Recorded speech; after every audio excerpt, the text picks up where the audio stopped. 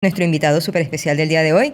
Ya habíamos iniciado con una tertulia, un rico café que le prepararon a Edgar López, el psiquiatra Edgar López, y hoy conversando con él acá en WOPS y en Mercadeando acerca de lo que son estas tertulias emocionales. Y empezamos con la ansiedad, algo que yo venía ya ideando para iniciar esta conversación y que tú igualmente la planteaste acá. Y vamos como que conectados, ¿no? Edgar, buenos días, bienvenido. Buenos días, Nela. Un placer estar aquí con Mercadeando en WOPS. De verdad que un inmenso placer. Siempre admirándote. Me parece una mujer súper emprendedora y bueno, yo encantado de estar aquí el día de hoy en este espacio compartiendo contigo. Qué mejor halago que me lo digas de esa manera, porque realmente creo que hay una amistad y una admiración mutua entre ambos y eso ha calado muy bien y creo que eso a mí me llena mucho y me levanta los ánimos el día de hoy. Qué bueno, como te dije.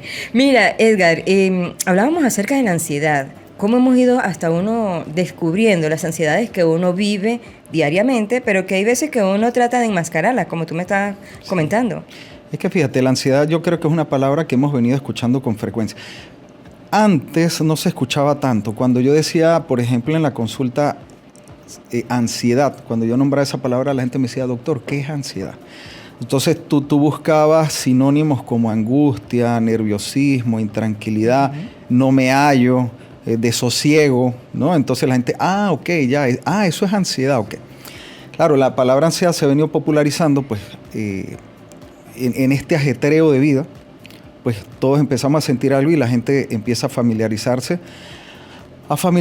por lo menos con el término. Claro, vino el tema cuarentena, la gente empezó a sufrir más de ansiedad, las redes sociales era lo que teníamos a disposición, porque si no íbamos a clase ni a trabajar, pues invertíamos bastante tiempo en redes sociales. Entonces se empezó a hablar mucho, ¿no? Por las páginas informativas, coach, psiquiatras, psicólogos empezaron a informar mucho sobre lo que es la ansiedad, la depresión, el trastorno de pánico. Se empieza a utilizar pues porque en cuarentena, en este encierro, cuando nos rompieron la rutina, quedamos así descubiertos y empezamos a padecer mucho de estas cosas. Entre estas sensaciones displacenteras, empezamos a sentir ansiedad. Se empieza a hablar de ansiedad, el que no tenía ansiedad la empezó a experimentar, el que ya la tenía, pues, o se le desarrolló más, o es más de lo mismo. Entonces empezó a familiarizarse el tema de ansiedad. Hablar de ansiedad, a pesar de que hoy en día hay muchísima información, hacemos talleres relacionados con el manejo de ansiedad, sigue siendo un dilema. No es fácil, es una incertidumbre hablar de ansiedad porque la ansiedad es invisible. La ansiedad es una cosa que es, como le digo yo a la gente, es un fantasma dándome lepes en la cabeza y que no sé cómo luchar con él porque me pega, me hace daño, pero no sé cómo combatirlo. Es invisible y es indefinido, ¿no? O sea, vive dentro de ti, pero cómo salgo de él, o cómo lo bloqueo, o cómo lo reprimo, o cómo hago las paces con él y cómo lo gestiono para salir de él. Sí, es más o menos como algo que uno siente, como que uno mismo se pregunta, bueno, ¿qué me está pasando? Que es algo que no había experimentado o que tú no sabes controlar y que lo tienes allí. Eso es más o menos lo que es la ansiedad, ¿no? Sí, sí es eso. Y fíjate, en la ansiedad de paso hay una característica. Primero, yo pienso que en su mayoría no estamos preparados para estar con ansiedad, porque de repente no tengo la herramienta adecuada, porque sigo en mi rutina y muchas veces en la rutina yo no voy a encontrar la calma de la ansiedad. Yo tengo que definir si esta ansiedad es provocada por cuestiones internas, por ejemplo, cuestiones de autoestima, ¿verdad? Que yo tenga problemas de autoestima, de inseguridad, de dudas personales, o esta ansiedad es provocada por mi entorno, a nivel familiar, a nivel de trabajo, a nivel situación país, o es una mezcla de ambas cosas, ¿verdad? Porque yo puedo ser una persona... Exacto, yo puedo ser una persona insegura, obsesiva o con baja autoestima, qué sé yo, ¿no? O sea, cualquier componente interno que sea un generador de ansiedad. Es decir, cuando yo tengo problemas de autoestima, soy perfeccionista o me considero completamente imperfecto, pues voy a ser siempre una persona que está en un constante estado de alerta, evaluando todo lo que hago, y en lo que evalúo siempre hay descalificación. Es que no lo hice bien, faltó hacer esto, que me faltará por hacer. Ya hice esto, pero pareciera que faltó algo más, o me metí por aquí, pero como que por aquí no era, es por el otro lado. Pero si me meto por el otro lado, entonces digo, pero ¿por qué me salí aquí? O sea, la duda de no estar conforme. Entonces eso te va alimentando constantemente la ansiedad. Si es provocada afuera, pues también tengo que definirla. O sea, ¿qué de todos los componentes que tengo afuera, económico, social, laboral, familiar, de pareja, con los hijos, qué es lo que me lo está provocando. El fin de definirlo es que primero yo tengo que definir cuál es el origen. Yo puedo tener estrategias para combatir la ansiedad, pero si no combato el origen, obviamente pues es como tener fiebre por una infección y tomar solamente acetaminofén para la fiebre y no combato lo que me está provocando la enfermedad. Y tú me comentabas que realmente la ansiedad tiene diferentes maneras de manifestarse. La persona que come mucho, la persona que prefiere encerrarse en su casa, también la persona que vive nerviosa. Todo ese tipo de cosas son formas de enmascarar esa ansiedad. Sí, fíjate, la ansiedad nos puede moldear nuestra estructura de personalidad, nuestros estilos de vida, incluso las decisiones que tomamos, el casarnos, el vivir en un lugar, el buscar X trabajo, el querer asumir poder puede estar de alguna manera supeditado por la angustia o por la ansiedad. Por ejemplo, si nosotros nos trasladamos al esoterismo cristiano en donde hablamos de 7 pecados capitales, la lujuria, la vanidad, el orgullo, ¿qué otra se me escapa por allí? Bueno, son 7. Está la avaricia, la ira, la cobardía, la envidia. Uh-huh. Entonces, en el fondo pueden ser muy manejadas a nivel de ansiedad. Claro, nuestras personalidades se forman por cuestiones culturales, genéticas, biológicas, familiares, experiencias personales, porque también tu vida propia te va moldeando en tu forma de ser.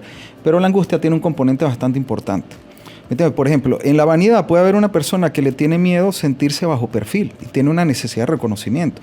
La persona avariciosa pues le da pánico de repente no sentirse provisto de suficientes cosas materiales y sentir que tenga que depender de otra persona que en algún momento va a tener una escasez y él tiene que acaparar cosas para sentir una falsa seguridad.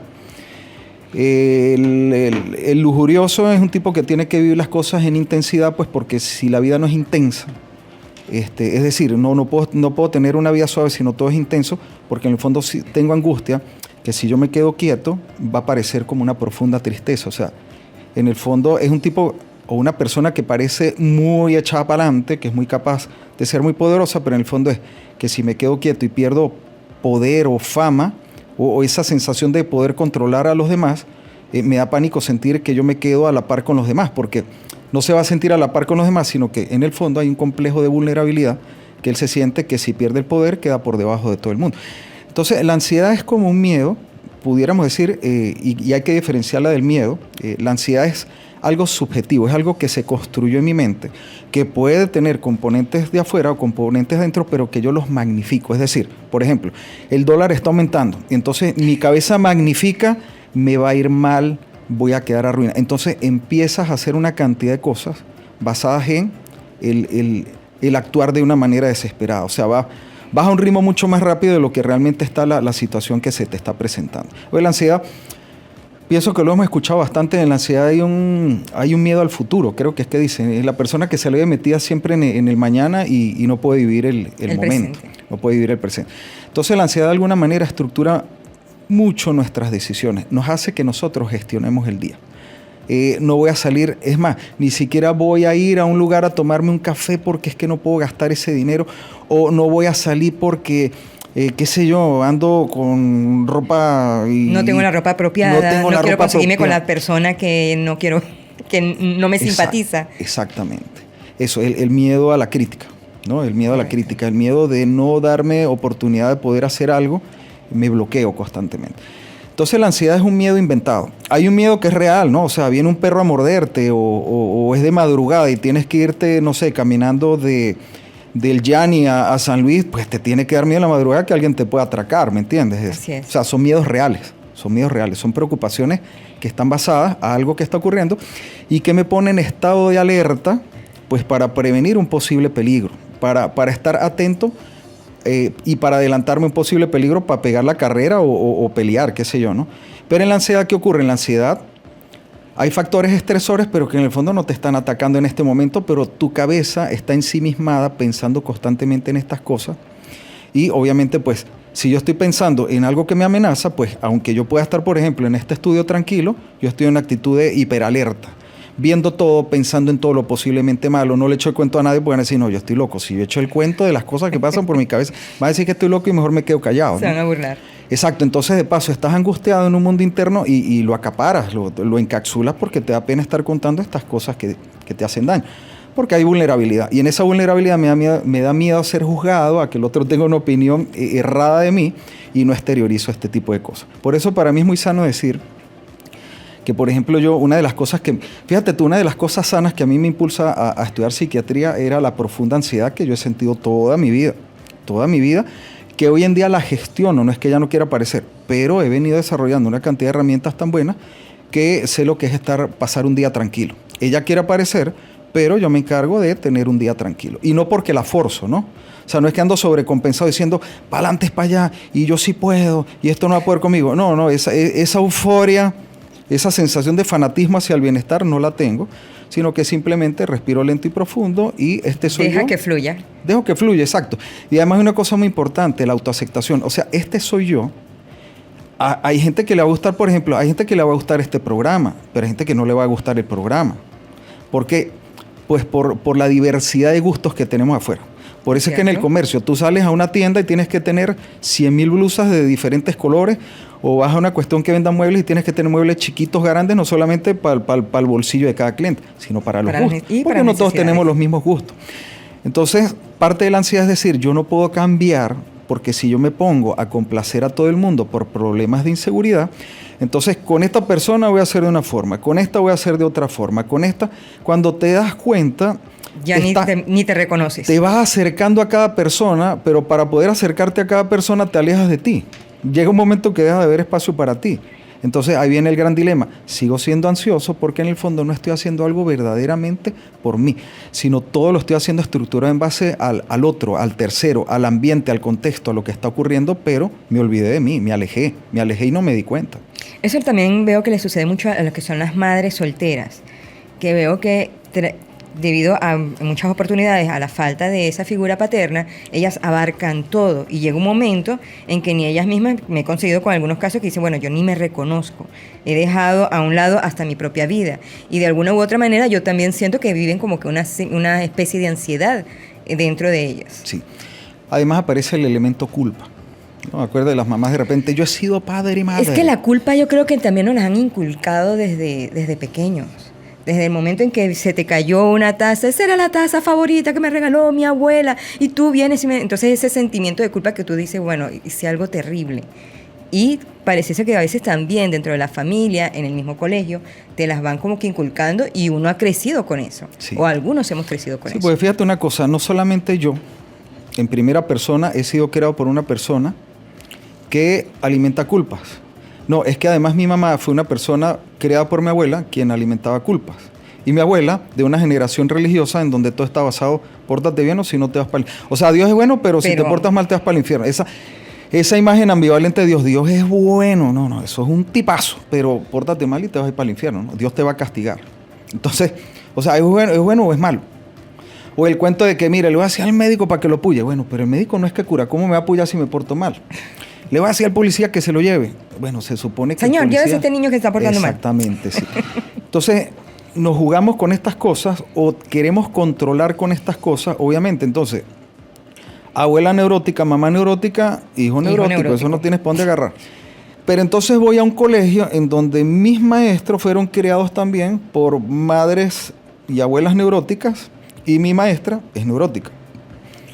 Voy a un curso de catequesis, pero mi catequista también es neurótica. Entonces, cuando te vas a la universidad y tus profesores son neuróticos y mis compañeros también. Consecuencia, soy un neurótico. La pregunta es, pero si andamos en un mundo tan neurótico, ¿qué hago? Empezar a darme cuenta qué es lo que yo realmente necesito, que no es fácil.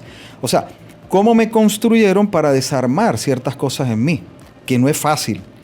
Una vez que tú tienes un cerebro que responde a un lenguaje psicoemocional, y cuando digo lenguaje no estoy hablando de que hablamos español porque estamos en Venezuela, pero bueno, el idioma, mira, si yo pongo de ejemplo el idioma, tiene que ver cómo se estructura también la ansiedad.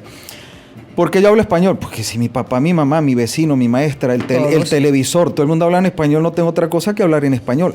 Pero si en mi casa y mis maestros y mis vecinos y mis compañeros todos somos ansiosos, pues no me queda otra cosa que mi lenguaje emocional que aprendí es andar apurado, es dudar. es sentir que el tiempo no alcanza, es que hay que tener esta profesión porque esa es la que está de moda o la que da, no importa lo que te guste, sino esta es la que te va a servir, ¿me entiendes? Entonces, mi lenguaje psicoemocional es neurótico.